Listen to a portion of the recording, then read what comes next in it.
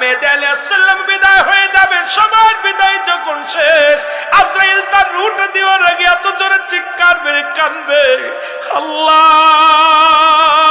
ওই আজরাইলের চিৎকার যদি দুনিয়ার মানুষ শুনতো, দুনিয়ার মানুষগুলো হাত ফেল করে মারা যেত।